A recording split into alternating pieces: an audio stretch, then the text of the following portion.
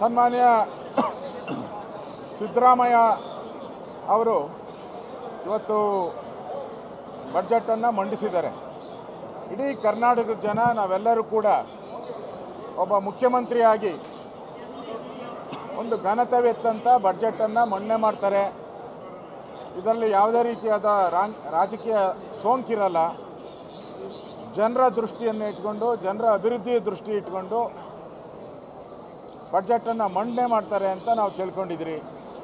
ಆದರೆ ವಿಧಾನಸಭೆ ಒಳಗಡೆ ಹೋದಾಗ ಅವರೊಂದು ರೀತಿ ಕಾಂಗ್ರೆಸ್ಸಿನ ಶಾಲುಗಳನ್ನು ಹಾಕ್ಕೊಂಡು ಕಾಂಗ್ರೆಸ್ಸಿನ ಒಂದು ಬಜೆಟನ್ನು ಮಂಡಿಸೋವಂಥ ಪ್ರವೃತ್ತಿಯಾಗಿ ಮಾಡಿರೋವಂಥದ್ದನ್ನ ಮೊದಲನೇದಾಗಿ ನಾನು ಖಂಡಿಸ್ತೀನಿ. ಪದೇ ಪದೇ ಅವರು ಕೇಂದ್ರ ಸರ್ಕಾರ ನಮಗೆ ಅನುದಾನ ಕೊಟ್ಟಿಲ್ಲ, GDPಯಲ್ಲಿ ನಮಗೆ ಮೋಸ ಆಗಿದೆ, 15ನೇ ಹಣಕಾಸು ಆಯೋಗದಲ್ಲಿ ನಮಗೆ ಅನ್ಯಾಯ ಆಗಿದೆ, ಈ ಥರ ಪದೇ ಪದೇ ಕೇಂದ್ರ ಸರ್ಕಾರವನ್ನು ತೆಗೊಳ್ಳುವಂಥದ್ದು, ಕೇಂದ್ರ ಸರ್ಕಾರದ ಮೇಲೆ ಗೂಬೆ ಕೂರಿಸುವಂಥ ಪ್ರಯತ್ನವನ್ನು ಪದೇ ಪದೇ ಮಾಡಿದ್ರು. ಒಂದು ಸರಿ ಆಗಿದ್ದರೆ ನಾವು ಕ್ಷಮಿಸಿ ಕೂತ್ಕೊತಾ ಇದ್ವಿ. 4-5 ಬಾರಿ ಪದೇ ಪದೇ ಕೇಂದ್ರ ಸರ್ಕಾರವನ್ನು ತೆಗೊಳ್ಳುವಂಥ ಕೆಲಸವನ್ನು ಮಾಡಿದ್ದಾರೆ. ನಾನು ಸಿದ್ದರಾಮಯ್ಯನವ್ರನ್ನ ಕೇಳೋಕ್ಕೆ ಇಷ್ಟಪಡ್ತೀನಿ. 15ನೇ ಬಜೆಟ್, 15ನೇ ಹಣಕಾಸು ಆಯೋಗ, ಆ ಸಂದರ್ಭದಲ್ಲಿ ಯಾರು ಮುಖ್ಯಮಂತ್ರಿ ಆಗಿದ್ರು? ನೀವೇ ಮುಖ್ಯಮಂತ್ರಿ ಆಗಿದ್ರಿ.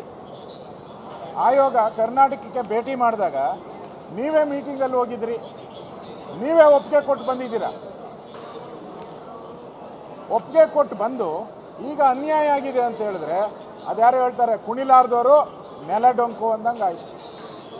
ಕುಣಿಯೋಕ್ಕಾಗದೆ ನೆಲ ಡೊಂಕು. ಆಡಳಿತ ಮಾಡೋಕ್ಕಾಗಲಿಲ್ಲ ಅಂದರೆ ಸಿದ್ದರಾಮಯ್ಯನವರೇ ಅಧಿಕಾರ ಬಿಟ್ಟು ಕೆಳಗಿಳೀರಿ.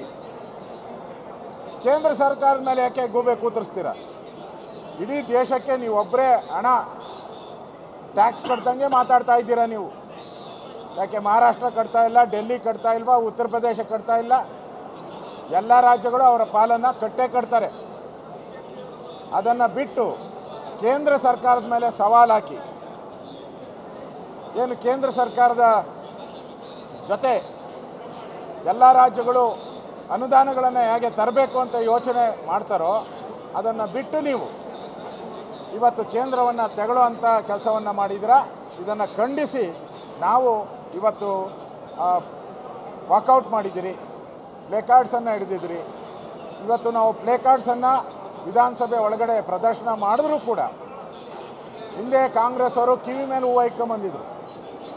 ನಾವು ಬಜೆಟ್ ಮಂಡನೆ ಮಾಡುವಂಥ ಸಂದರ್ಭದಲ್ಲಿ ಬೊಮ್ಮಾಯಿಯವರು ಕಾಂಗ್ರೆಸ್ ಅವರೆಲ್ಲ ಕಿವಿ ಮೇಲೆ ಹೂವು ಇಟ್ಕೊಂಬಂದಿದ್ರು. ನಾವು ಕಾಂಗ್ರೆಸ್ ಅವರು ಕಿವಿ ಮೇಲೆ ಹೂವು ಇಟ್ಕೊಂಬಂದಿದ್ದನ್ನ ಮಾಧ್ಯಮಕ್ಕೆ ನಾವು ಕೊಟ್ಟಿದ್ದೀರಿ. ಇವತ್ತು ರಾಜ್ಯದ ಜನತೆ ಮೇಲೆ ಕಿವಿ ಮೇಲೆ ಹೂವು ಇಡ್ತಾ ಇದ್ದಾರೆ. ಆದರೆ ಇವತ್ತು ನಾವು ಪ್ರತಿಭಟನೆ ಮಾಡಿರೋದನ್ನೇ ಸ್ಪೀಕರ್ ಅವರು ಕಟ್ ಮಾಡಿ ಮಾಧ್ಯಮಕ್ಕೆ ಕೊಡದೇ ಇರೋವಂಥದ್ದು ಘೋರ ಅನ್ಯಾಯವನ್ನು ಮಾಧ್ಯಮಕ್ಕೆ ಮಾಡಿದ್ದಾರೆ, ರಾಜ್ಯದ ಜನಗಳಿಗೆ ಮಾಡಿದ್ದಾರೆ.